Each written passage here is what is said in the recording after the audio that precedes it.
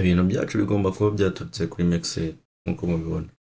Ibintu byava kuri mixer bihita bijya kuri processor ariyo nababwiye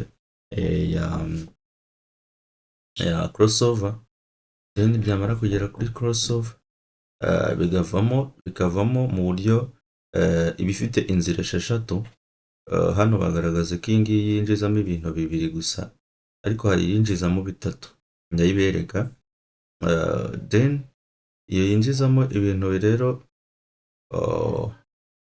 bitatu, nayo n'ubundi isohora bitandatu, nta bitandukaniye, ariko na hano n'ubundi urabona ko ni ibintu bitandatu bisohokamo.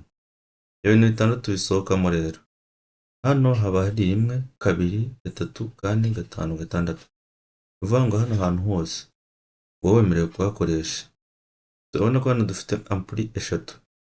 Yes, ampuli eshatu nizo rwose zimenyerewe cyane zimenyerewe, bari nabyo biba byoroshye.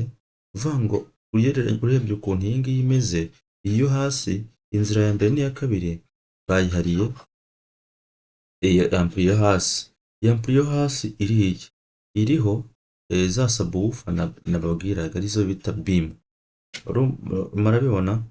Hanyuma tukagira iya kabiri iriho 3 na 4.